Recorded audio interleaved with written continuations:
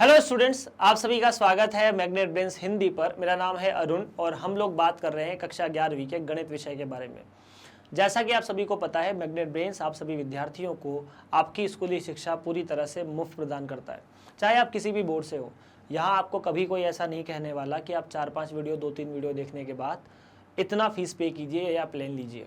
नहीं, ऐसा यहाँ कुछ भी नहीं है। पूरी तरह से आपको जो पढ़ाया जा रहा है वो मुफ्त है।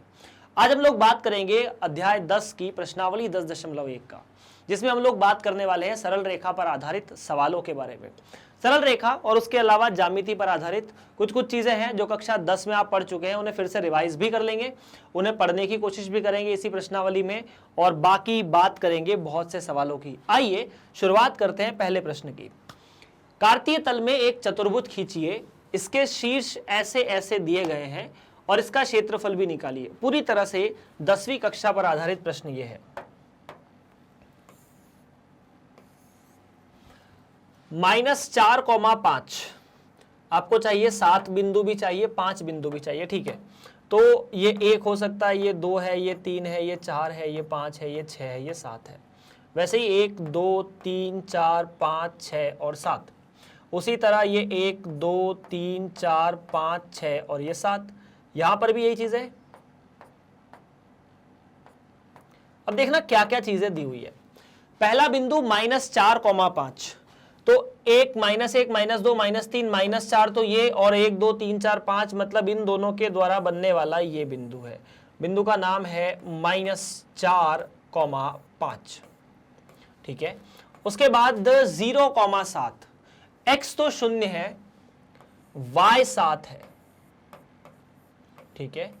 उसके अलावा 5, -5, 5, -5 मतलब 1 2 3 4 5 ये वाला बिंदु, -5 मतलब 1 2 3 4 5 ये वाला बिंदु। तो इन दोनों को मिलाने से कहीं यहां पर एक बिंदु बनेगा जिसका नाम होगा 5, -5। तीसरा बिंदु -4, -2, -4, -2 मतलब यहां से यहां तक -4। अच्छा, थोड़ा सा -4 वाला बिंदु यहां आना चाहिए था क्योंकि 4 वाला बिंदु यहां पर है। और इसके अलावा -5, ठीक है। -4, -2, तो ये -2 होना चाहिए, -4 ये वाला है, तो ये बिंदु -4, -2। ये चतुर्भुज खींचने के बाद आपको इसका क्षेत्रफल निकालने का कहा गया है। अब क्षेत्रफल निकालना कैसे है वो देखने की जरूरत थोड़ी हमें लगेगी।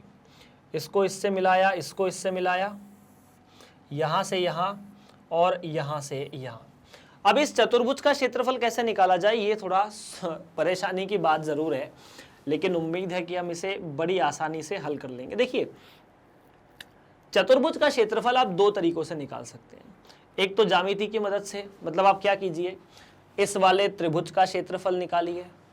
ये समांतर चतुर्भुज है, इसका क्षेत्रफल निकाल सकते हैं। इसका क्षेत्रफल कुछ जुगाड़ उगाड़ से निकाल सकते हैं, या फिर इसका भी क्षेत्रफल कुछ जुगाड़ करके निकालना पड़ेगा। मतलब क्या करेंगे, यहां से यहां का क्षेत्रफल निकालेंगे, उनमें से ये दोनों त्रिभुज का क्षेत्रफल घटा देंगे। एक लंबी प्रोसेस हो जाएगी और हम उसमें जाना नहीं चाहते। तो हम दूसरा क्या रास्ता अपनाएंगे? दूसरा रास्ता हम ये अपनाएंगे कि अगर ये एक त्रिभुज, अगर एक चतुर्भुज है, तो हर चतुर्भुज को एक त्रिभुज के माध्यम से, या हर चतुर्भुज को या किसी भी बहुभुज को त्रिभुजों के माध्यम से बनाया जा सकता है।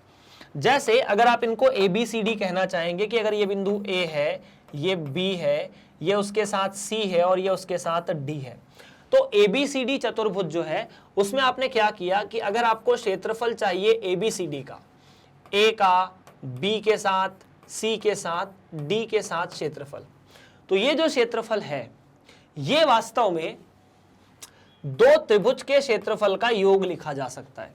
इसका जो क्षेत्रफल है, आपने यहां से यहां एक त्रिभुज बना दिया, क्लियर है क्या?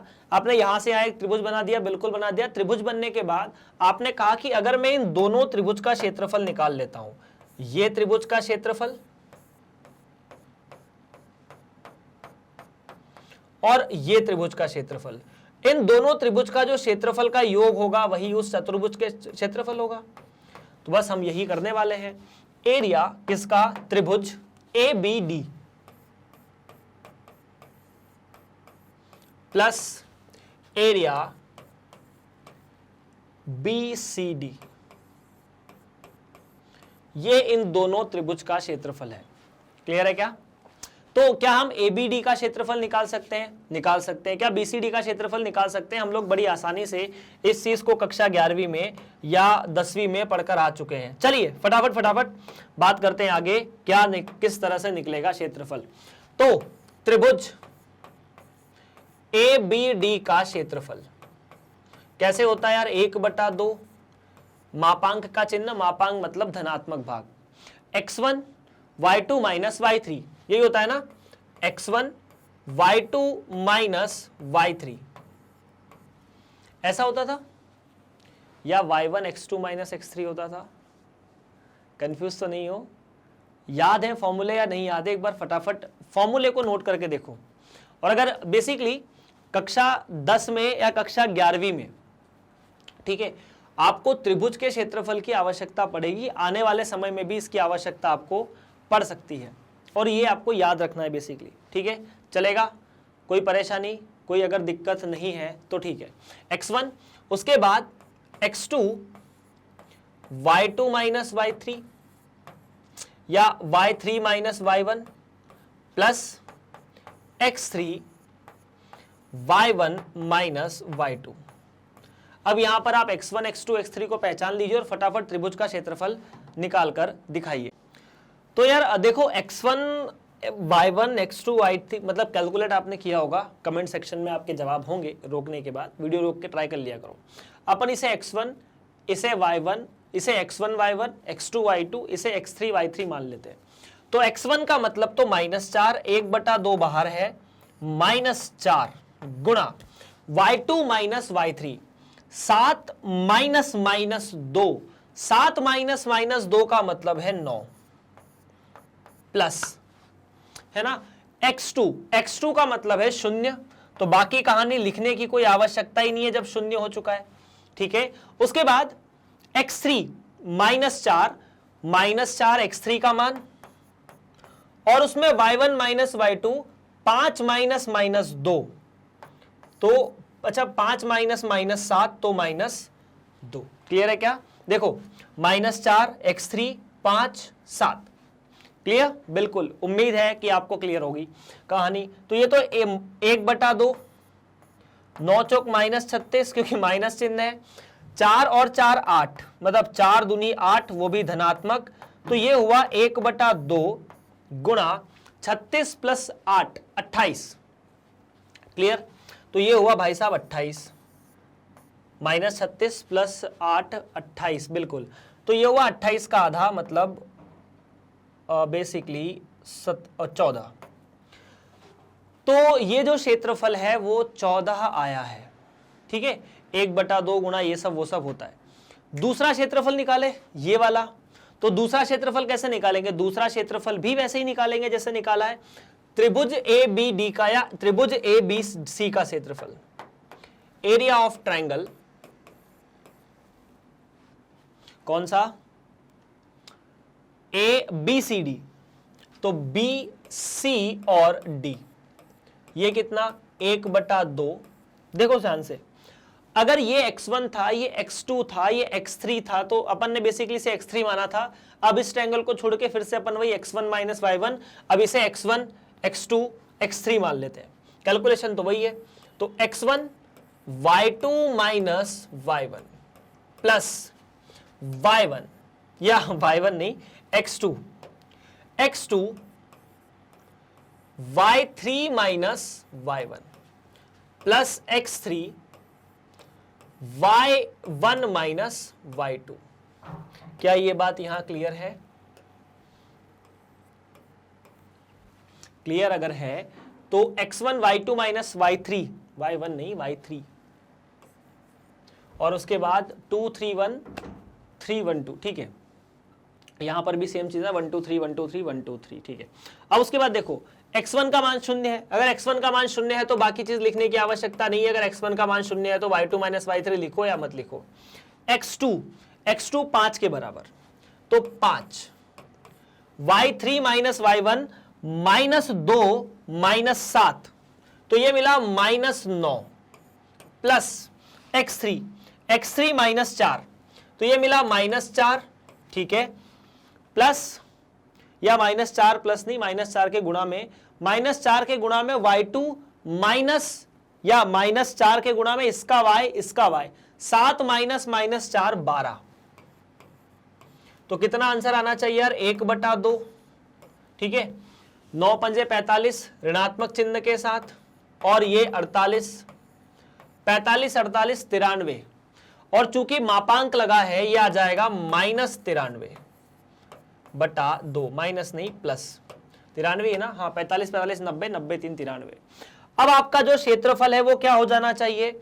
इस चतुर्भुज का क्षेत्रफल, चतुर्भुज का क्षेत्रफल एरिया ऑफ रेक्टेंगल या एरिया ऑफ क्वाड्रिलेटरल ABCD बराबर पहले तो आया 14, उसके बाद 93/2, मतलब 28 प्लस 93/2।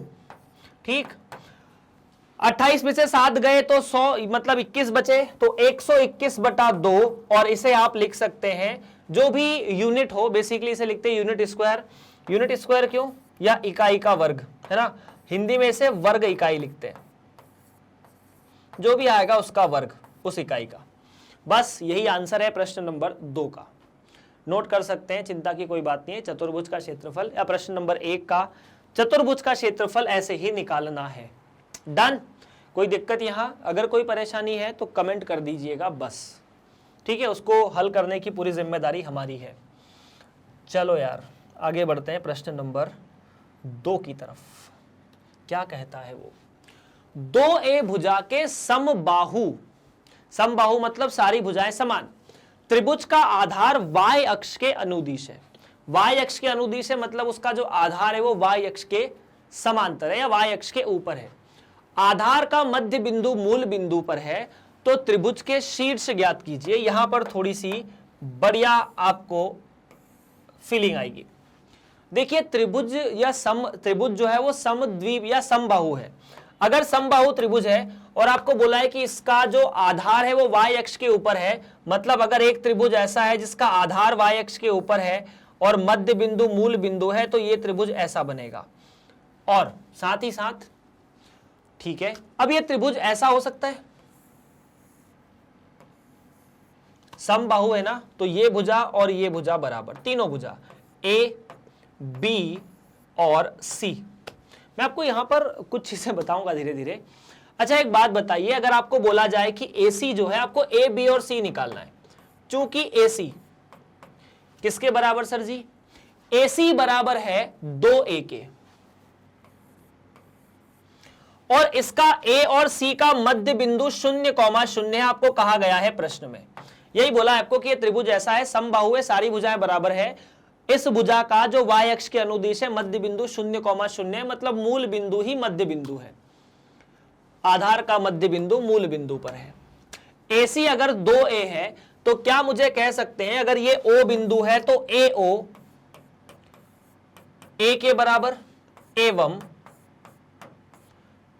CO भी A के बराबर। और ये कब संभव है? जब यहां से यहां की दूरी A हो और यहां से यहां की दूरी भी A हो। अगर यहां से यहां की दूरी A है और यहां से यहां की दूरी A है तो A बिंदु को 0,A लिखा जा सकता है क्योंकि वो y अक्ष पर है। उसी तरह C बिंदु को 0,-A लिखा जा सकता है क्योंकि x अक्ष के नीचे है और y अक्ष पर है। तो चलिए हमने A और C नाम के बिंदु तो निकाल दिए। अब B बिंदु के बारे में आपका क्या ख्याल है? B बिंदु के बारे में बड़ा ही नेक ख्याल है कि B बिंदु का जो भी x निर्देशांक होगा उसके बारे में तो हमें नहीं पता, लेकिन y निर्देशांक 0 होना चाहिए। y निर्देशांक क्या होना चाहिए? 0 होना चाहिए। ठीक है, तो माना क्योंकि B बिंदु x अक्ष पर ही रहेगा, B बिंदु x, 0 है।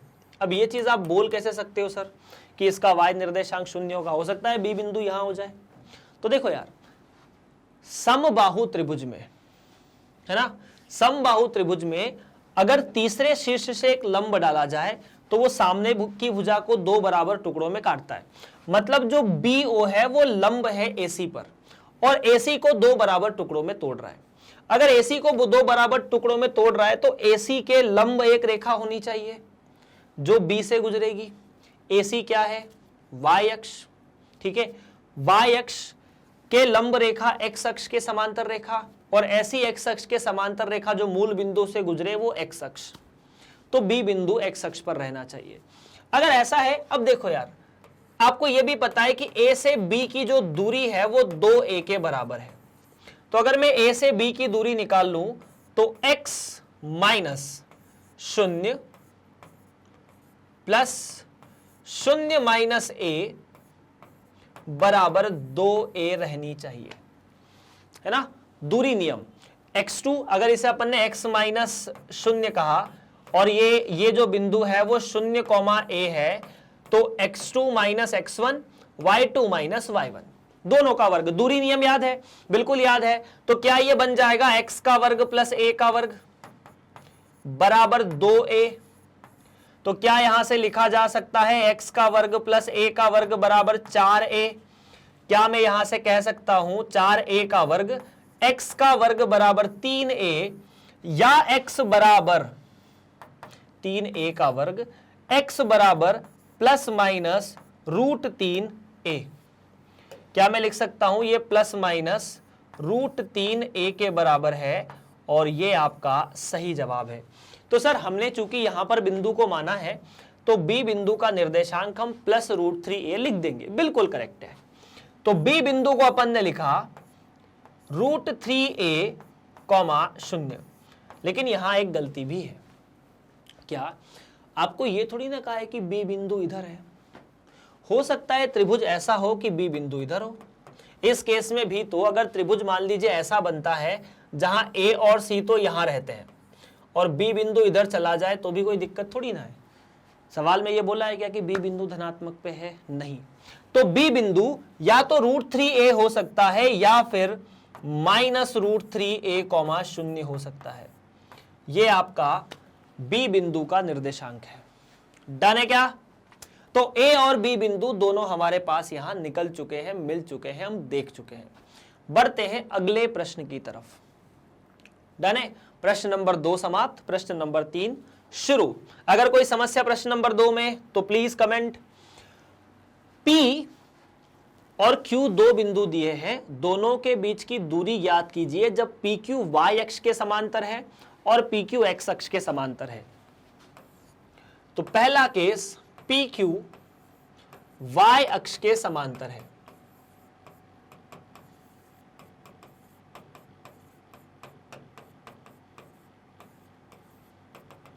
जैसे मान लीजिए ये x है, ये y है। अगर PQ y अक्ष के समांतर है तो मान लीजिए ये बिंदु P है और ये Q है। P बिंदु है x1 y1 और ये Q बिंदु है x2 y2। अब मेरी बात को गौर से सुनिएगा। यदि PQ y अक्ष के समांतर है, ठीक है, तो ये तभी संभव है जब दोनों का x निर्देशांक बराबर हो।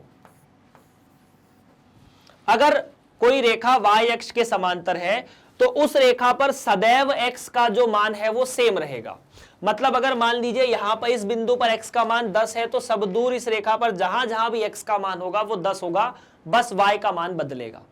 तो अगर कोई रेखा y अक्ष के समांतर है तो उसके x निर्देशांक सदैव एक ही रहता है, मतलब समान ही रहता है, वो परिवर्तित नहीं होता। आप इसे लिख सकते हैं नोट करके कि यदि कोई रेखा y अक्ष के समांतर है तो उसका x निर्देशांक अपरिवर्तित रहता है। अगर ऐसा है तो अब आप PQ के बीच की दूरी निकाल सकते हैं। PQ के बीच की दूरी कितनी? तो PQ के बीच की दूरी सर बड़ी आसान है, x2 माइनस x1 या x1 माइनस x2 का वर्ग प्लस y2 माइनस y1 का वर्ग। अगर x2 माइनस x1 करो तो ये 0, y2 माइनस y1 करो तो अब आपको थोड़ी सी चीज यहां देखने को मिलेगी। PQ जो है वो ऐसा हो जाएगा,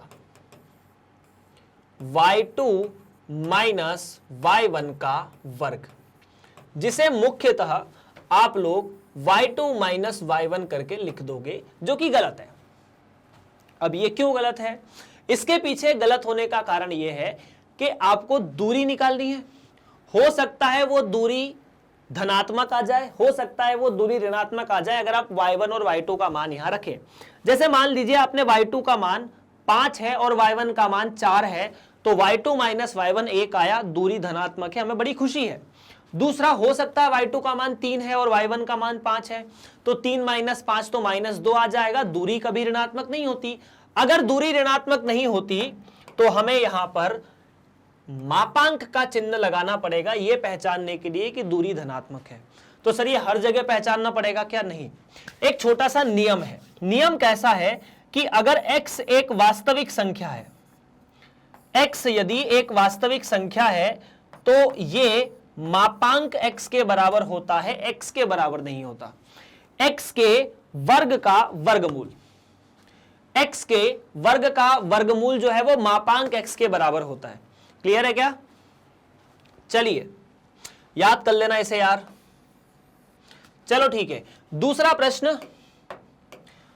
प्रश्न है कि यदि PQ y x अक्ष के समांतर है, PQ x के समांतर है ना?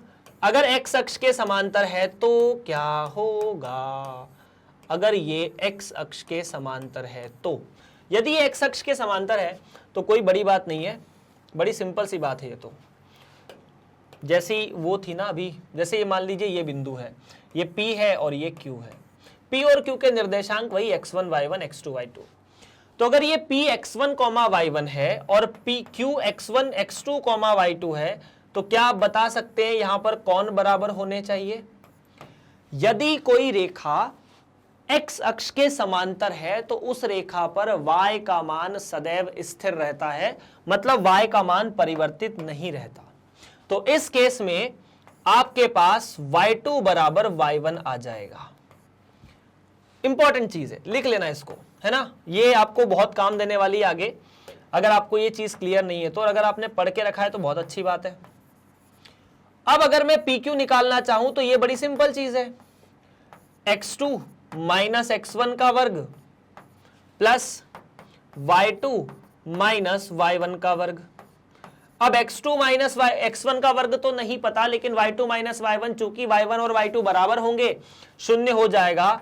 PQ बराबर x2 माइनस x1 पूरे का वर्गमूल। अगर किसी संख्या के वर्ग का वर्गमूल है तो आप इसे लिख देंगे वैसी की वैसी संख्या मापांक लगाकर। डन है? तो इस तरह से ये प्रश्न भी, प्रश्न नंबर 3 आपके सामने हल हो चुका है। अगर आपकी किताब में सिर्फ y2 माइनस y1 हो तो उसे करेक्ट कर लेना आंसर में, अगर x2 माइनस x1 हो, क्योंकि हो सकता है एनसीईआरटी में आंसर्स में ऐसा दिया हुआ हो, है ना? मतलब एनसीईआरटी में ना दिया हो तो आपके बोर्ड की किताबों में जल्दबाजी में ऐसी चीजें हो सकती है, हालांकि होती नहीं है, लेकिन फिर भी छोटी मोटी गलतियां किताबों में देखने को मिल जाती है। प्रश्न नंबर 3 समाप्त। प्रश्न नंबर 4 शुरू। x अक्ष पर एक बिंदु ज्ञात कीजिए जो 7,6 और 3,4 बिंदुओं से समान दूरी पर है। जैसे मान लीजिए दो बिंदु है 7,6 और एक बिंदु है 3,4। इन दोनों बिंदुओं से समान दूरी पर एक बिंदु है जो x अक्ष पर है ना। सबसे बड़ी बात यहां ये जरूरी है, अगर ये बिंदु x अक्ष पर है तो क्या आप कह सकते हैं कि अगर ये बिंदु P है, ये Q है और ये A है, तो इस A बिंदु का x निर्देशांक तो नहीं पता, लेकिन y निर्देशांक 0 होगा। यदि कोई बिंदु x अक्ष पर होता है तो उसका y निर्देशांक 0 होता है ना? तो बस खत्म कहानी। चूंकि दूरी समान है, मतलब PA बराबर QA। अगर PA बराबर QA तो लिखो PA का सूत्र दूरी नियम से, 7 माइनस x का वर्ग प्लस 6 माइनस 0 का वर्ग बराबर 3 माइनस x का वर्ग प्लस 4 माइनस 0 का वर्ग, a का वर्ग b का वर्ग, ऐसा कुछ है ना। x2 minus x1 y2 minus y1, x2 minus x1 y2 minus y1। अगर दोनों जगह वर्ग किया जाए तो यह आएगा 7 माइनस x का वर्ग और इधर मिलेगा 36 बराबर 3 माइनस x का वर्ग और इधर मिलेगा 16। तो यहां पर आपको a का वर्ग माइनस b का वर्ग लगाना पड़ेगा। लेकिन मैं कैलकुलेशन से बचने वाला व्यक्ति हूं, इसलिए मैं क्या करता, मैं इसे इधर लाके a का वर्ग माइनस b का वर्ग लगाता, लेकिन आप यहाँ a माइनस b का वर्ग भी लगा सकते हैं, मतलब इसे a माइनस b के वर्ग से ओपन कर सकते हैं, पहला तरीका। दूसरा तरीका, इस पूरे को इधर लाओ, फिर ये a का वर्ग बनेगा माइनस b का वर्ग बनेगा, उससे थोड़ा और कैलकुलेशन सिंपल है। खैर छोड़िए, बात की बातें हैं। ये तो मिला 39 प्लस x का वर्ग माइनस 14x प्लस 36 बराबर a माइनस बी का वर्ग, यहां पर भी लगाया तो ये मिला 9 प्लस x का वर्ग माइनस 6x प्लस 16। क्लियर है? क्लियर है। x के वर्ग से x का वर्ग गया तो ठीक है, 14 से मतलब इसे चलो रोकते हैं, माइनस 14x प्लस 39 और 36, ये बचा 85। 39 को 36 से एक चुरा के दे दिया, 50 हो गए, 50 प्लस 35 85 माइनस 6x और ये मिलकर बना 16, 16 नहीं 25, 16 प्लस 9 25। अगर 85 में से 25 गए तो बचे 60, ठीक है, तो यहां पर तो बचा 60 बराबर, यहां पर बचा 14x माइनस 6x, तो 60 बराबर 8x, x बराबर 60 बटा 8, दोनों को 4 4 से काटा जा सकता है, 15 बटा 2। तो ये जो बिंदु है x अक्ष पर, ये 15 बटा 2 कॉमा 0 है ना, ये बिंदु जो है वो 15 बटा 2 कॉमा 0 है। उम्मीद है ये भी आपको समझ में आ गया होगा, चिंता की कोई बात नहीं है। डन। चलो यार, प्रश्न नंबर 5 की तरफ बढ़ते हैं। देख लीजिए इस सवाल को, और प्रश्न नंबर 5 की तरफ बढ़ते बढ़ते हमें क्या पता चलेगा। रेखा की ढाल ज्ञात कीजिए जो मूल बिंदु और P तथा B से मिलाने वाली रेखाखंड के मध्य बिंदु से जाती है। आपको उस रेखा की ढाल ज्ञात करनी है जो मूल बिंदु से गुजरती है। अगर रेखा की ढाल ज्ञात करनी है तो दो चीजें ज्ञात होनी चाहिए। पहला, उस रेखा पर स्थित एक मतलब दो अलग अलग बिंदु, या फिर उस रेखा के द्वारा x अक्ष के साथ बनने वाला कोण धनात्मक x के साथ। तो यहां पर आपको देखना है कि रेखा की ढाल क्या होगी अगर मूल बिंदु और P तथा B के मध्य बिंदु से रेखा गुजरती है। जैसे मान लेते हैं ये बिंदु P है 0,-4, ये बिंदु B है 8,0 और ये बिंदु है मूल बिंदु 0,0। यहां कहीं x अक्ष होगा, y अक्ष होगा, ये चिंता की बात नहीं है हमारी, ये x होगा, ये y होगा, ये अलग बात है ना। मूल बिंदु इन दोनों के प्रतिच्छेद बिंदु से बनता है। अगर मैं इसे ऐसा निकाल दूं, बोलूं कि ये जो रेखा है ना वो इन दोनों के मध्य बिंदु से गुजरती है, इसे B बिंदु कह सकते हैं, ये O बिंदु है। तो आपको OB रेखा की ढाल निकालनी है। आपका प्रश्न ये है, क्या प्रश्न है कि OB रेखा की ढाल कितनी है। अब ये बड़ा सिंपल है, क्यों? क्योंकि रेखा की ढाल निकालने के लिए आपको कोण चाहिए। क्या कोण के बारे में कोई जानकारी है? नहीं है। या फिर आपको क्या चाहिए? आपको चाहिए दो बिंदु। क्या यहां दो बिंदु दिए गए हैं? बिल्कुल आसानी से निकाल सकते हैं। OB रेखा पर एक बिंदु O तो आपको दिया गया है जो कि 0,0 है, भले उसमें सब कुछ 0 है, लेकिन हमारे लिए तो वो एक बिंदु है। अब हम B बिंदु निकालने की कोशिश करेंगे। तो B बिंदु कैसे निकाल सकते हैं? तो प्रश्न में दिया है कि B बिंदु PQ का मध्य बिंदु, अच्छा PB का मध्य बिंदु है। हमें OB रेखा की ढाल नहीं निकालनी। अगर इसे B बिंदु लिया है तो अपन इसे Q ले लेते हैं। हमें OQ रेखा की ढाल निकालनी है क्योंकि B प्रश्न में दिया था, ठीक है। तो अगर मैं इसके बारे में बात करूं तो Q बिंदु कैसे निकाला जाएगा? Q बिंदु PB का मध्य बिंदु है। अगर ये मध्य बिंदु है तो क्या आप Q बिंदु को निकाल सकते हैं? बिल्कुल। दोनों का x निर्देशांक बटा दो। मध्य बिंदु क्या होता है? अगर दो बिंदु x1 y1, x2 y2 दिए हो तो मध्य बिंदु किसे निकाला जाता है? x1 प्लस x2 बटा दो, y1 प्लस y2 बटा दो। तो 0 प्लस 8 बटा दो, 0 माइनस 4 बटा दो, या बटा दो ना, हाँ जी। तो 0 प्लस 8 बटा 2 का मतलब है 4, माइनस 2। तो Q बिंदु के निर्देशांक आए 4, माइनस 2। अब अगर ये 4 कॉमा माइनस 2 है तो आप पी क्यू की ढाल या ओ क्यू की ढाल निकाल सकते हैं। ओ क्यू की ढाल, ढाल या प्रवणता।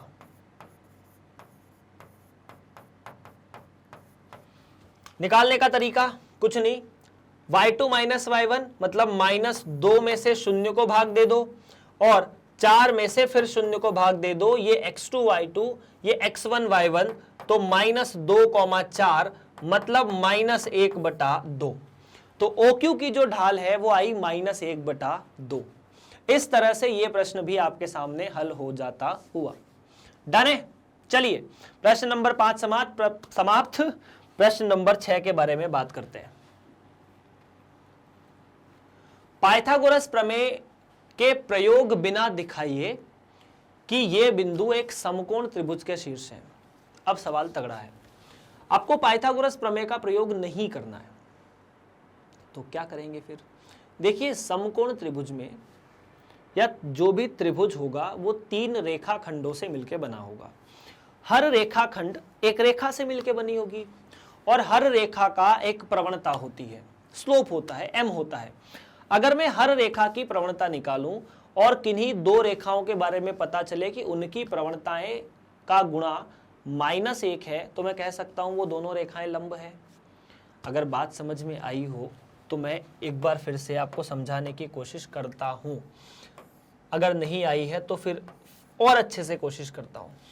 जैसे मान लीजिए ये ए बिंदु है 4,0 या 4,4, ये बी बिंदु है -1,-1 और ये सी बिंदु है 3,5। ए बिंदु, बी बिंदु और सी बिंदु आपके सामने दिए गए हैं। अब आपको निकालना है, आपको यह पता करना है कि जो त्रिभुज है वो समकोण है और यहां पाइथागोरस प्रमेय का प्रयोग नहीं करना है। तो क्या करना है वो देखो। आप निकालने की कोशिश कीजिए कि ए बी की प्रवणता कितनी है। आपको क्या निकालना है? प्रवणताएं निकालनी और कुछ नहीं, कि ए बी की प्रवणता कितनी है। उसके बाद आपको निकालना है बी सी की प्रवणता कितनी है। तो आपको दूसरा काम निकालना है कि बी सी की प्रवणता कितनी है, मतलब ये जो तीनों रेखाएं हैं ना, इनकी प्रवणताएं आपको निकालनी है। और तीसरी रेखा ए सी, जिन लोगों ने प्रवणता नहीं पढ़ी है वो पिछले लेक्चर में जाके प्रवणता निकालना सीखे। ठीक, तो क्या हम ए बी की प्रवणता निकाल सकते हैं? ए बी की प्रवणता मतलब y2 माइनस y1, जिसे y2 y1 मानना, जिसे x2 y2 मानना है उसे x2 y2, x1 y1 जिसे मानना है उसे मान सकते हैं। तो 4 माइनस -1 बटा 4 माइनस -1, x1 y1 या x2 y2 x1 y1, तो ये मिलेगा 5/5 मतलब 1। उसी तरह क्या आप BC और AC की प्रवणता निकाल सकते हैं? BC की प्रवणता, इसे x2, अब इसे x2 y2, इसे x1 y1 मान लीजिए। x2 y2 मतलब -y2 माइनस y1 बटा x2 माइनस x1। ठीक है, तो -6 बटा -4, 3/2। अब AC की प्रवणता फटाफट कैलकुलेट करके कमेंट करो। अब अगर अपन A से C का प्रवणता निकालते हैं तो देखो, A से C की प्रवणता, इसे x2 y2 मान लो, इसे x1 y1 मान लो, मतलब किसी भी एक बिंदु को पहला बिंदु, किसी भी एक बिंदु को दूसरा बिंदु, तो y2 माइनस y1 बटा x2 माइनस x1। प्रवणता यही होती है ना किसी भी बिंदु के लिए, y2 माइनस y1 बटा x2 माइनस x1। तो ये 5 माइनस 4 तो 1 और ये -1 मतलब -1। अब मेरी बात ध्यान से सुनिए। क्या आप कह सकते हैं चूंकि MAB का अगर मैं गुणा करूं AC की प्रवणता में तो ये आएगा -1। देख लो 1 और -1 का गुणा कितना आ रहा है? -1 आ रहा है। AB की प्रवणता 1 है, AC की प्रवणता -1 है, दोनों का गुणा किया तो क्या मिला? -1। इसीलिए AB रेखा जो होगी वो AC रेखा पर लंबवत होगी। क्या यह बात भी आपको क्लियर है? AB रेखा AC रेखा पर लंबवत होगी। और यहां पर अच्छा ये चीज याद है ना कि अगर दो प्रवणताओं का गुणा -1 है तो रेखाएं लंब होती है ना, M1 गुणा M2 -1 हो जाए अगर तो रेखाएं लंब होती है, दोनों की प्रवणता। अगर ऐसा है तो ए बी ए सी के लंब है, और ये ऐसा बनेगा कि ये अगर ए कोण है, ये बी है, तो ये सी है। और अगर ऐसा है तो ए बी ए सी के लंबवत तभी हो सकती है जब ये कोण 90 डिग्री का हो। तो बस हमने बता दिया कि भाई साहब ये कोण 90 डिग्री का बन रहा है। लंबवत होने का मतलब क्या है? 90 डिग्री का कोण होना। अब अगर आपको यहीं से देखना है कि ए बी गुणा ए सी का जो प्रवणता है वो -1 है, तो 90 डिग्री का कोण कौन सा होगा? तो जो इन दोनों में कॉमन बिंदु है ना, ए बी और ए सी में, ए बी में भी है, ए सी में भी है, उसी पर 90 डिग्री का कोण बनेगा। मतलब यहां ऐसा सवाल हो सकता था कि सर अगर ए बी गुणा ए सी -1 है तो ए पर 90 डिग्री है कि बी पर 90 डिग्री है कि सी पर 90 डिग्री है? तो जहां पर जो दोनों में कॉमन बिंदु है, मतलब ए बी में भी ए है, ए सी में भी ए है, तो ए पर 90 डिग्री होना चाहिए। तो आपका जो त्रिभुज है वो उस त्रिभुज में ए जो बिंदु है वो 90 डिग्री वाला बिंदु है, मतलब ए बिंदु पर समकोण त्रिभुज, या ए बिंदु 90 डिग्री है, इसीलिए त्रिभुज जो है वो समकोण है। Done done. तो अपन लिख सकते हैं अतः, ठीक है, कोण ए बराबर 90 डिग्री, ठीक है, इसीलिए एबीसी जो है वो एक समकोण त्रिभुज। चलिए तो आगे बढ़ते हैं अगले प्रश्न की तरफ। अगला प्रश्न जो है वो क्या कहता है? वो कहता है कि उस रेखा की ढाल ज्ञात कीजिए। एक चीज़ मैं आपको यहाँ स्पेशली चेंज कर देता हूँ आपकी, अगर आप एनसीईआरटी को फॉलो कर रहे हैं तो कुछ जो पुराना एडिशन है या जो डिजिटल एडिशन है उनमें यहाँ समीकरण लिखा हुआ है, हमें इस प्रश्न में ढाल निकालना है, क्योंकि समीकरण अभी अपन ने पढ़े ही नहीं है। उस रेखा की ढाल ज्ञात कीजिए जो y अक्ष की धन दिशा से वामावर्त मापा गया 30 डिग्री का कोण बनाती है। वामावर्त मतलब घड़ी की उल्टी दिशा में, है ना। मतलब ऐसा है कि कोण बनेगा y अक्ष के साथ, कोण बनेगा y अक्ष के साथ, और वो भी घड़ी की उल्टी दिशा में 30 डिग्री का। सोचने की कोशिश करो, कहना क्या चाहता है? कहना चाहता है कि जो रेखा है वो ऐसी है, ये 30 डिग्री का कोण है। आपसे ये बोला है कि इस कोण के केस में आपको निकालना है प्रवणता। क्या निकालनी है? प्रवणता। अब यार ये कैसे निकालेंगे फिर? हमको तो एक्स अक्ष के साथ चाहिए तो कोई दिक्कत थोड़ी ना है। ये कोण कितना हो जाएगा पूरा? 30 + 90, है ना, 30 + 90 डिग्री मतलब 120 डिग्री हमें निकालना है इस कोण के लिए। और हमारे लिए थीटा जो है वो यही, हम धनात्मक एक्स अक्ष के साथ कोण को नापते हैं, भले ही रेखा इधर हो फर्क नहीं पड़ता। वाई अक्ष के साथ इसका कोण 30 डिग्री बन रहा था, ठीक है। तो हमें चाहिए m, m मतलब प्रवणता, प्रवणता मतलब tan थीटा, tan थीटा मतलब tan 120, tan 120 मतलब tan 90 + 30, tan 90 + theta cot theta. याद है tan 90 + थीटा होता है। अगर 90 प्लस पे बात होती है तो ये कुछ चीजें ऐसी हो जाती है, tan 90 + थीटा, 90 प्लस पे चीजें चेंज होगी और ऋणात्मक चिन्ह आ जाएगा, क्योंकि tan द्वितीय चतुर्दांश में ऋणात्मक होता है। ये जो कोण है वो द्वितीय चतुर्दांश में जा चुका है, देख सकते हो। तो ये आ जाएगा -cot 30 डिग्री। अब cot 30 डिग्री का मान -√3 का उल्टा 1/√3। तो यहां पर m का मान कितना? 1/√3। तो इस तरह से ये प्रश्न आपका समाप्त होता हुआ। वह तो बड़ा सिंपल था बस। अच्छा ये सर y अक्ष का क्यों दिया फिर? अरे कोण x अक्ष से हमें नापना है, सवाल में तो y अक्ष के साथ दे सकते हो, उनको क्या दिक्कत है? कोई दिक्कत नहीं है। चलिए बात करते हैं आगे अगले प्रश्न की तरफ। अगला प्रश्न है x का वह मान ज्ञात कीजिए जिसके लिए बिंदु x, -1, 2,1 और 4,5 संरेख। सिंपल सवाल है।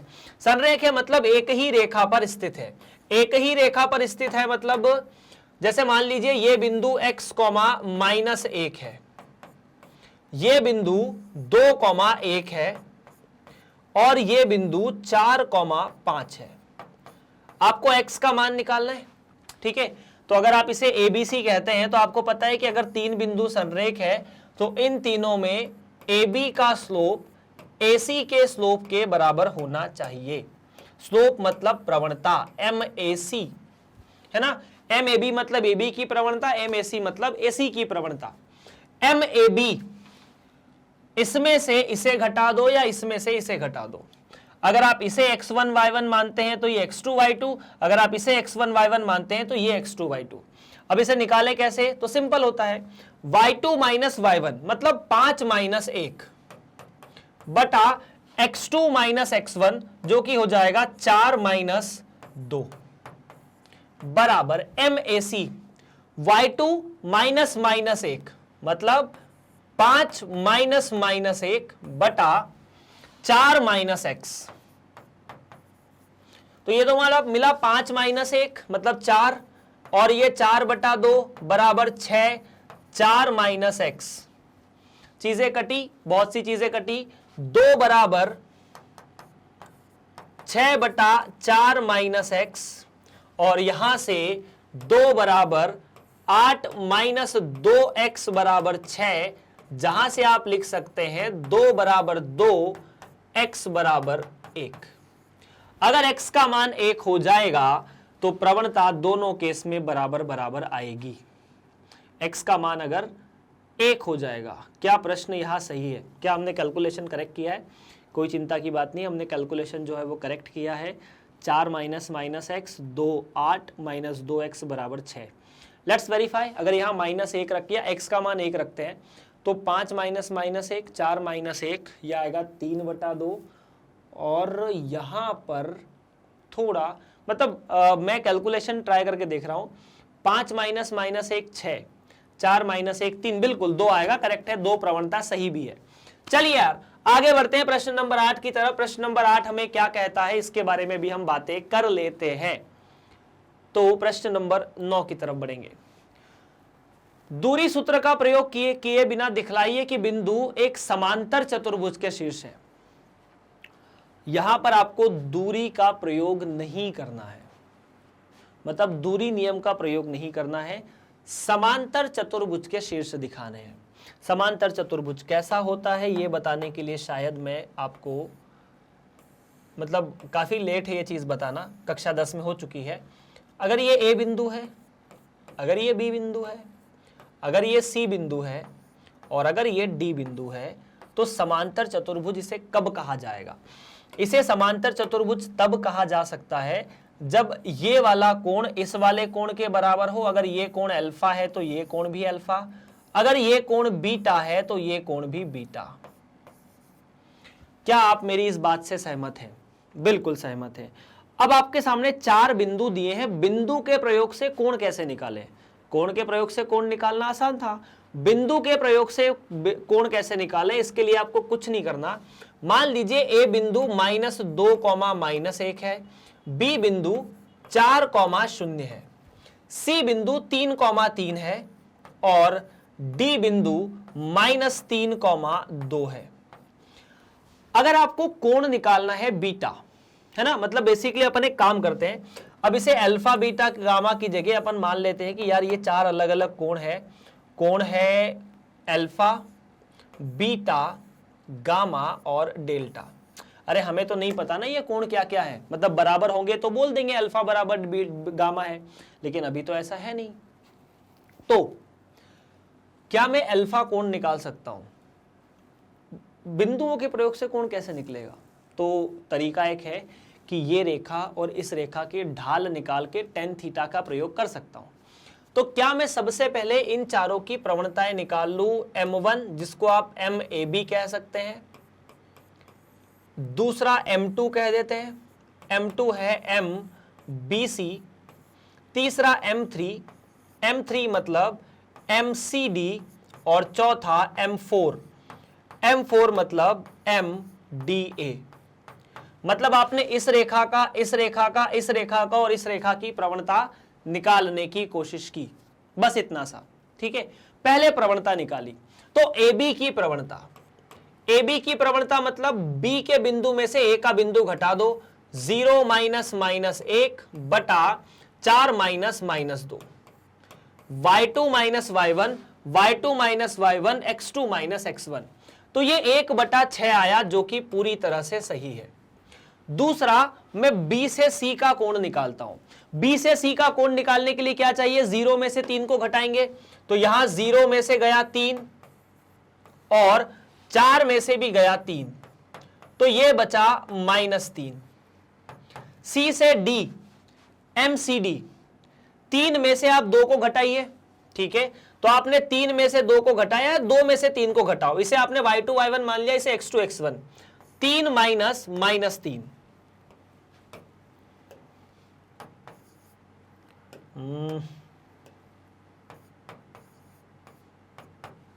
ऐसा कुछ। तो ये भी मिला 1/6। अब देखो MDA, DA कैसे निकालें, इसके बारे में हमें थोड़ी सी जानकारी निकाल लेनी चाहिए।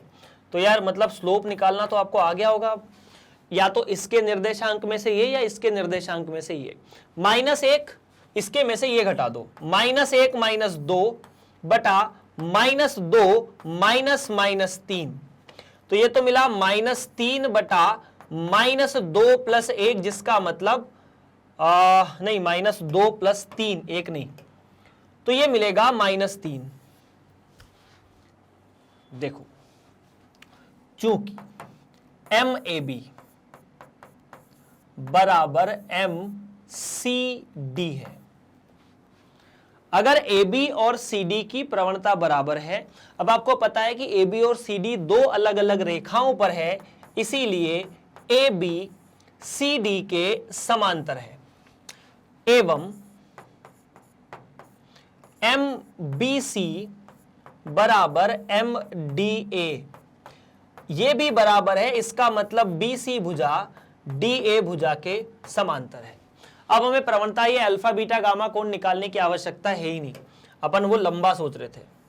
अगर ये दोनों बराबर है, इसका मतलब ये दोनों रेखाएं आपस में समांतर, ये दोनों रेखाएं आपस में समांतर, तो इन दोनों के प्रयोग से लिख सकते हैं क्या कि ABCD एक समांतर चतुर्भुज है, पैरेललोग्राम।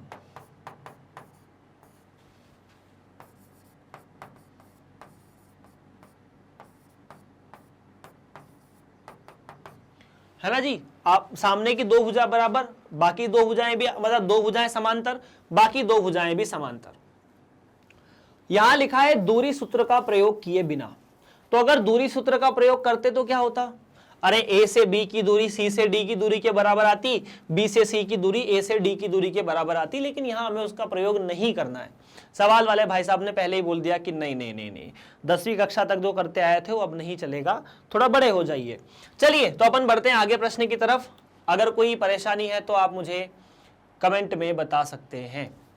एक्स अक्ष और 3, -1, 4, -2 बिंदुओं को मिलाने वाली रेखा के बीच का कोण निकालिए।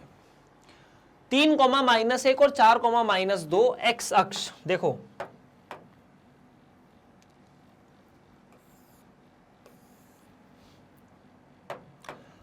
3, -1, तो 1, 2, 3 और -1 मतलब ये, तो ये है 3, -1। दूसरा 4, -2, 4, -2, और ये तो खतरनाक बिंदु है दोनों। वेट, ठीक है, ये बिंदु है 1, 2, 3, 4, 1 और 2, ये 1 है, ये 2 है, ये 3 है, ये 4 है, ये -1 है, ये -2 है। पहला बिंदु है 3, -1, 3, -1 यहां कहीं होगा। दूसरा 4, -2, 4, -2 बिंदु यहां कहीं होगा। अगर हम इन दोनों को मिलाएं, आपको यह बोला है कि इन दोनों को मिलाने वाली रेखा, तो अगर इन दोनों को मिलाने वाली रेखा के बारे में बात की जाए तो वो रेखा ऐसी, इसका और एक्स अक्ष के बीच का कोण निकालना है आपको थीटा। ठीक, तो जैसे मान लीजिए ये बिंदु ए है और ये बिंदु बी है, एक्स अक्ष के साथ जो कोण है वो निकालना और कुछ नहीं, है ना। तो क्या आप मुझे बता सकते हैं कि माना ए बी एक्स अक्ष के साथ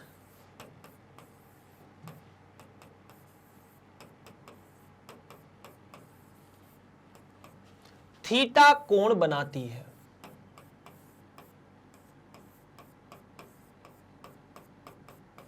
सुनना ध्यान को, सुनना बात को, इतना क्लियर है। ये एक्स अक्ष के साथ थीटा कोण बनाती है। अगर ये x अक्ष के साथ थीटा कोण बनाती है तब मैं लिख सकता हूं कि टेन थीटा जो है वो तो बाद में ठीक है बात करेंगे, वो मान लिया कि थीटा कोण बनाती है। क्या मैं AB की प्रवणता निकाल सकता हूं? AB की प्रवणता ये दो तरीकों से निकलती है। पहला तो ये टेन थीटा के बराबर है, दूसरा तरीका क्या है? दूसरा तरीका, अगर ये बिंदु x2 माइनस y1 है, y2 माइनस y1 और x2 माइनस x1। प्रवणता हम दो तरीके से निकाल सकते हैं, या तो दोनों बिंदु दिए हो या कोण दिया हो। अगर बिंदु दिए हो तो हम कोण निकाल सकते हैं, कोण दिया हो तो बिंदु निकालने में दिक्कत है। क्या ऐसा लिखा जा सकता है? अगर ऐसा है तो क्या मैं लिख सकता हूं जो टेन थीटा होगा वो y2 माइनस y1 के बराबर होगा? अरे ये तो अपन ने पहला ही सूत्र था जो पढ़ा था। ठीक है, टेन थीटा के बारे में कोई जानकारी नहीं है, बिल्कुल कोई जानकारी नहीं है।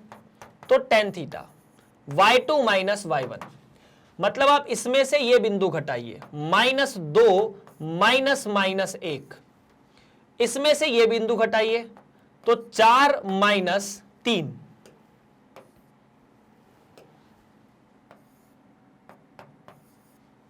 ठीक है क्या?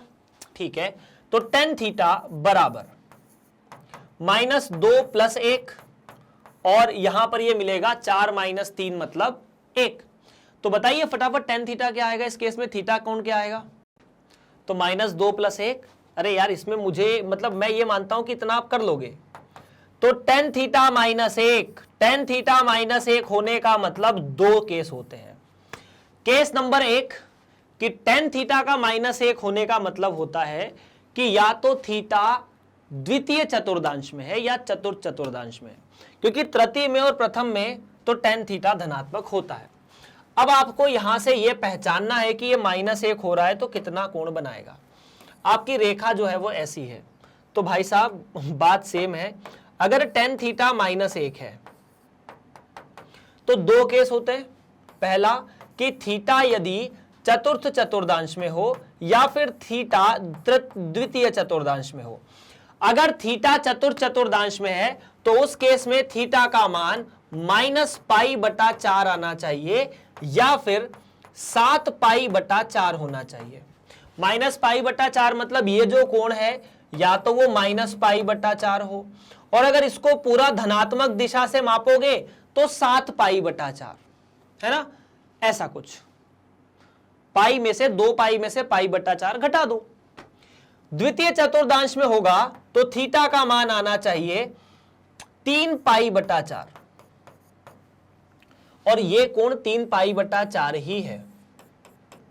मतलब अगर आप ये वाला कोण निकालते हो तो -π/4, इधर से निकाल लेते हो तो 3π/4, इधर से निकाल लेते हो तो 7π/4। ये मतलब कॉन्सेप्ट है, अपन पढ़ चुके हैं, समझ चुके हैं इनके बारे में। तो बेसिकली इस तरह से आपका प्रश्न नंबर 10 समाप्त होता हुआ प्रश्न नंबर 11 के बारे में बात करते हैं। चलिए, मतलब आंसर आपने नोट किया ना। एक तो पाई मतलब उसे आप -45 डिग्री भी लिख सकते हैं, -π/4, 135 डिग्री 3π/4, या फिर 360 में से 45 चले गए तो 315 डिग्री भी लिख सकते हैं। खैर, जो 7π/4 है। रेखा की ढाल दूसरी रेखा की ढाल का दुगना है यदि दोनों रेखा के बीच का कोण की स्पर्शज्या मतलब टेंजेंट, टेंजेंट मतलब टेन थीटा 1/3 है तो रेखाओं की ढाल ज्ञात कीजिए। बड़ा सिंपल है। माना पहली रेखा की ढाल m1 है ना। क्या माना? माना पहली रेखा की ढाल जो है वो n1 है। माना रेखाओं की ढाल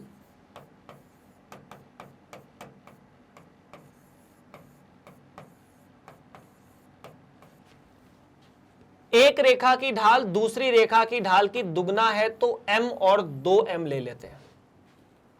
ठीक है, दोनों रेखाओं के बीच का जो कोण है जिसे आप टेन थीटा लिखते हैं वो होगा m1 माइनस m2। अब यहां m1 की जगह m है, m2 की जगह ऐसा है, प्लस 2m m1, ऐसा कुछ। यही होता है ना। अगर पता है कि दो रेखाओं की प्रवणता m1 m2 है तो टेन थीटा बराबर m2 माइनस m1 या m2 माइनस m2 बटा 1 plus m1 m2। Tan theta 1/3 तो 1/3 बराबर क्या ये माइनस एम मिल जाएगा? बिल्कुल मिल जाएगा। और ये 1 प्लस 2m का वर्ग मिल जाएगा। माइनस एम, मापांक के अंदर माइनस होने का कोई मतलब नहीं है। 1/3 बराबर m बटा 1 प्लस 2m का वर्ग। अब आपको मापांक हटाना है तो प्लस माइनस का चिन्ह लगाना पड़ेगा। अगर प्लस माइनस का चिन्ह लगाओगे तो आपको मिलेगा प्लस माइनस 1/3 बराबर m 1 प्लस 2m का वर्ग। ठीक, या फिर इसे ऐसे लिख सकते हैं प्लस माइनस 1 बराबर 3m 1 प्लस 2m का वर्ग। तो यहां से दो केस आएंगे। केस नंबर 1, केस नंबर 1 क्या?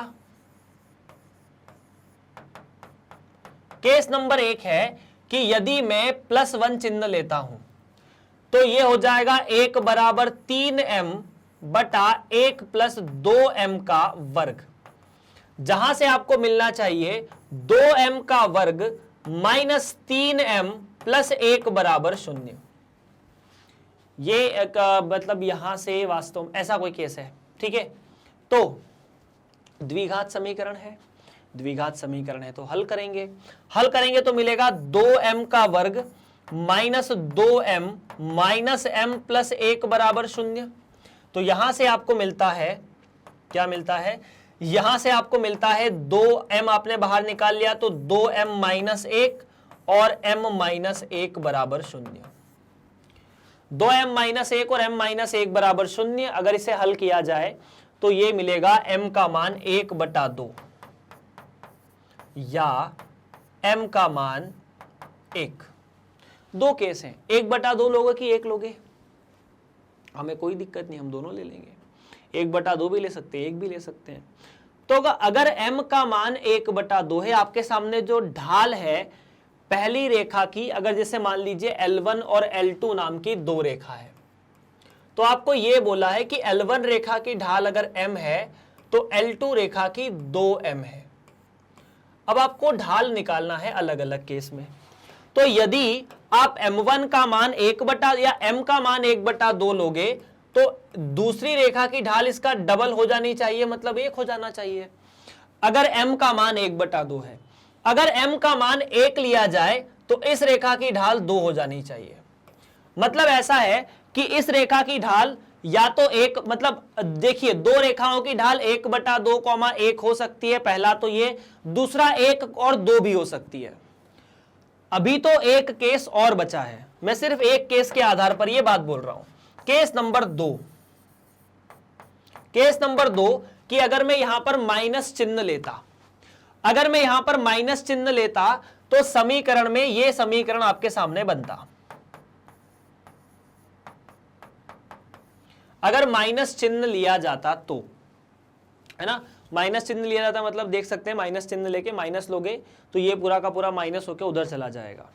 फिर इसके दो टुकड़े करने की कोशिश करते,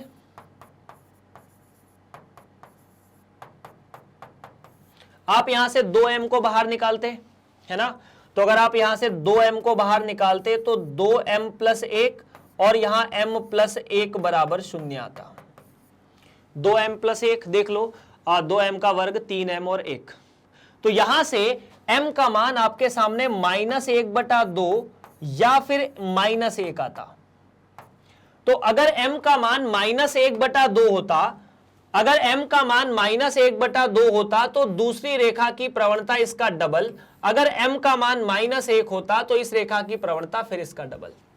तो यहां पर ऐसी 4 अलग अलग रेखाओं के युग्म हैं। पहली दो रेखाएं ऐसी, अगर ये प्रवणता है तो भी ढाल उन दोनों के बीच का कोण की जो tan थीटा है वो 1/3, अगर यहां है तो भी 1/3, यहां है 1/3, तो यहां है तो भी 1/3। इस तरह से आपके सामने 4 अलग अलग युग्म आए, पहले दो, अगले दो, अगले दो। तो इस तरह से इस प्रश्न को, 11वें प्रश्न को भी आप हल कर चुके हैं। बढ़ते हैं 12वें प्रश्न की तरफ। क्या कहता है वो? एक रेखा x1 y1 और h, k से जाती है। यदि रेखा की ढाल इतनी है तो दिखाइए कि ऐसा ऐसा होता है। देखिए ये दो बिंदुओं से निकलती है, x1, y1 और h कॉमा k, और इस रेखा की जो ढाल है वो m है।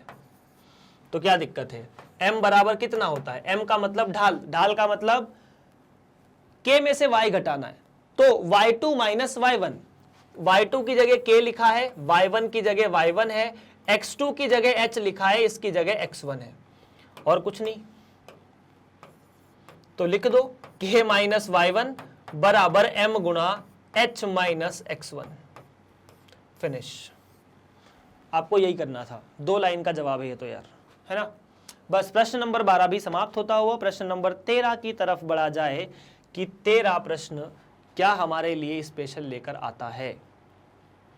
3 बिंदु एक ही रेखा पर हैं, तो दिखाइए कि इतना इतना इतना इतना इतना इतना होता है, मतलब a बटा h प्लस b बटा k बराबर 1 होता है। जब हम रेखा के समीकरण कर लेंगे ना तो ये बड़ा सिंपल हो जाएंगे चीजें, लेकिन ठीक है। देखिए पहले आप फोटो को समझिए, फोटो को समझना जरूरी क्यों है। एक बिंदु है h कॉमा 0,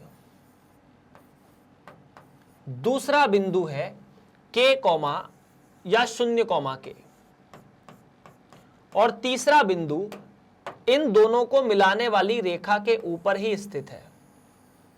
मतलब कहीं भी हो सकता है, मान लेते अपन यहां हो जाए, हो सकता है वो इधर हो जाए, हो सकता है कहीं भी हो जाए, अपन ने इसे यहां मान लिया एकदम सुरक्षित, है ना। अब देखो यार, आपको क्या ये पता है कि अगर ये दोनों या तीनों बिंदु एक ही रेखा पर स्थित है, ये A है, ये B है और ये C है, तो क्या, सुनना ध्यान से, तो क्या मैं लिख सकता हूं A से B की प्रवणता और B से C की प्रवणता बराबर रहेगी। इतना तो लिख सकते हैं, A से B की प्रवणता और B से C, क्योंकि तीनों बिंदु अगर संरेख है तो प्रवणताएं बराबर है, मतलब AB की प्रवणता AC की प्रवणता के बराबर है, AB की प्रवणता AC की प्रवणता के बराबर है। हो सकता है यहां से ये रिजल्ट आए या ना आए, पता नहीं, लेकिन अगर ऐसा है तो AB की प्रवणता मतलब y2 माइनस y1, तो b minus 0, x2 minus x1 मतलब a माइनस h बराबर AC की प्रवणता b माइनस k बटा a माइनस 0। देख लो क्या किया है, y2 y1 इसे माना, x2 x या x2 y2 इसे माना, x1 y1 इसे माना, तो y2 माइनस y1 बटा x2 माइनस x1 इस रेखा की प्रवणता, यहां इस खंड की प्रवणता। दूसरा इसे अपन ने फिर x2 y2 माना, अब इसे x1 y1 मान लिया ये वाली प्रवणता निकालने के लिए, तो y2 minus y1 x2 minus x1। ठीक, तो सरल कर लो फटाफट, b बटा a minus h, b minus k बटा a, इधर गुणा करोगे तो ab बराबर a minus h b minus k। तो चलिए फटाफट, AB बराबर AB minus A K minus B H plus H K, ये आपस में कट गए, AB AB कट गए, तो minus A K minus B H plus H K बराबर 0, या फिर A K plus B H बराबर एच के। पूरे समीकरण को आपने एच के से भाग दे दिया, तो ए के बटा एच के प्लस बी के बटा एच के बराबर 1। पहले वाले में, अच्छा बी के नहीं बी एच है, पहले वाले में के से के कटे, दूसरे वाले में b से h कटा बराबर 1, इति द फाइनल आंसर। ठीक, डन है यार। तो यहां से आपने जो सिद्ध करना था वो कर दिया। प्रश्न नंबर 13 इस प्रश्नावली का फिर से समाप्त होता हुआ आगे बढ़ेंगे प्रश्न नंबर 14 की तरफ। वो क्या कहता है उसके बारे में भी जानकारी ले ली जाए। चलिए यार, तो उम्मीद है चीज क्लियर है। हम लोग आगे जाकर ना रेखा की कुछ रूप देखेंगे, उन रेखाओं में हमें पता चलेगा कि भिन्न भिन्न रूपों में आप इन्हें उस सवाल को और आसान कर सकते थे। जनसंख्या और वर्ष के निम्नलिखित रेखा चित्र दिए हैं। रेखा AB की ढाल ज्ञात कीजिए और इसके प्रयोग से बताइए कि 2010 वर्ष में जनसंख्या कितनी होगी। देखो सरल है, ये आपको ऐसे कुछ वर्ष दिए हैं, मतलब एक्स अक्ष पर आपको वर्ष दिए हैं, वाई अक्ष पर जनसंख्या करोड़ों में दी हुई है। तो देखिए सबसे पहले आपको 1985 में 92 करोड़ जनसंख्या थी, 1995 में 97 करोड़ जनसंख्या थी। अब आपसे पूछा है कि ए बी की प्रवणता कितनी है, तो सीधी सीधी बात है, आकृति आपको 10.10 दिख रही है। ए बी की प्रवणता, तो अगर ये x1 y1 है या ये x2 y2 है, ध्यान से देख लो, अगर ये x2 y2 है, अगर ये x1 y1 है, अब जिन लोगों को नहीं दिख रहा है मैं यहां पर x1 y1 x2 y2 लिख देता हूं। x1 y1 का मतलब है x1 में दिया है 1995 1985 और जनसंख्या वहां पे 92 करोड़। x2 y2 का मतलब है 1995 और जनसंख्या वहां पर 97 करोड़। अब देखो इस रेखा की प्रवणता निकालनी है, दो बिंदु है क्या, ये बिंदु और ये बिंदु, बिल्कुल है। तो y2 माइनस y1 प्रवणता क्या होती है, y2 माइनस y1 बटा x2 माइनस x1, हाँ या ना।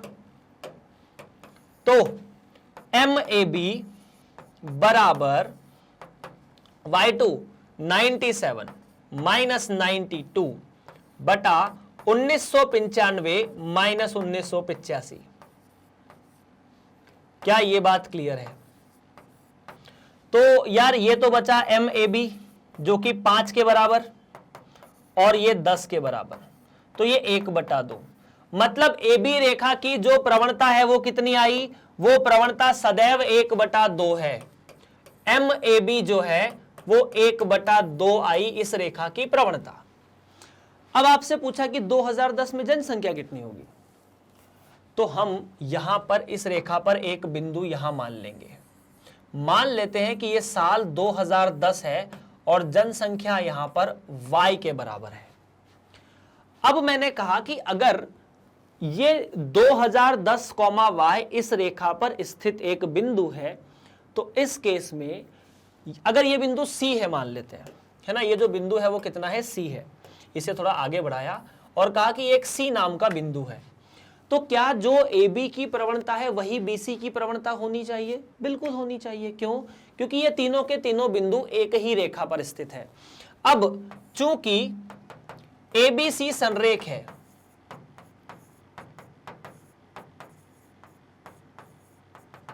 इसीलिए AB की प्रवणता BC की प्रवणता के बराबर होनी चाहिए। AB की प्रवणता अपन पहले ही निकाल चुके हैं 1/2। BC की प्रवणता लिख लो, चाहे AC की प्रवणता निकाल लो, जवाब सेम आएगा। y माइनस 97 बटा 2010 माइनस 1995, मतलब y2 minus y1 x2 minus x1। तो ये मिलेगा यार 2010 माइनस 1995। तो y माइनस 97 बराबर 2010 माइनस 1995, 15 आया। 15 को 1/2 में गुणा किया तो 15/2। तो y का जो मान आएगा वो आ जाएगा 97 प्लस 15/2। लघुत्तम लेकर हल करोगे तो 97 का डबल 194। 194 में अगर 6 जोड़े जाएं तो 200 और 200 में 9 जोड़े जाएं तो 209/2। तो इतनी जनसंख्या होगी, ठीक है, मतलब 104.5। तो जो जनसंख्या होगी 2010 में वो होगी 104.5 करोड़। डन है क्या? देख लो एक बार फिर से अपन कैलकुलेट कर सकते हैं। हाँ ठीक है, 104.5। 15.2 को 7.5 लिखते तो 97 प्लस 7.5 इज 104.5। तो इस तरह से 14वें प्रश्न का जवाब भी हम लोगों ने बहुत खुशी खुशी हल कर लिया है। बढ़ते हैं आगे प्रश्न नंबर 15 की तरफ, और प्रश्न नंबर 15 इस प्रश्नावली में नहीं है। क्यों? क्योंकि प्रश्नावली हो चुकी है समाप्त। अगर आप इन वीडियोस को YouTube पर देख रहे हैं तो बहुत अच्छी बात है। अगर आपको वहां कोई समस्या है या कोई दिक्कत नहीं है और आप एक ऑल्टरनेटिव तरीका ढूंढ रहे हैं, तो आप मैग्नेट ब्रेन्स की ऑफिशियल वेबसाइट www.magnetbrains पर जाइए। CBSE हिंदी माध्यम सिलेक्ट कीजिए, कक्षा 11वीं सिलेक्ट कीजिए, गणित विषय का चयन कीजिए। उसके बाद आपको यहाँ पर सारी चीज़ें चैप्टर बाय चैप्टर देखने को मिल जाएगी। किसी भी एक चैप्टर पे क्लिक कीजिएगा, उसके सारे वीडियो आपको मिल जाएंगे। किसी भी वीडियो पर क्लिक करेंगे आपको वीडियो ऐसे दिखता हुआ मिल जाएगा। इतनी सी कहानी है। चलिए, बाकी आपको पता ही यार कि मैग्नेट ब्रेन्स कक्षा 6 से लेकर 12वीं तक 100% ऑनलाइन स्कूली शिक्षा आपकी जो है, चाहे आप किसी भी बोर्ड से हो, मुफ्त पढ़ाता है। इसके लिए आपको किसी भी व्यक्ति को कोई फीस देने की आवश्यकता नहीं है। बस आपको क्या करना है, इस वीडियो को पूरा देखना है, लाइक करना है, चैनल को सब्सक्राइब करना है और चैनल और वीडियो को अपने दोस्तों के साथ शेयर करना है। मिलते हैं आप सभी से अगली कक्षा में, तब तक के लिए आप सभी का बहुत बहुत धन्यवाद।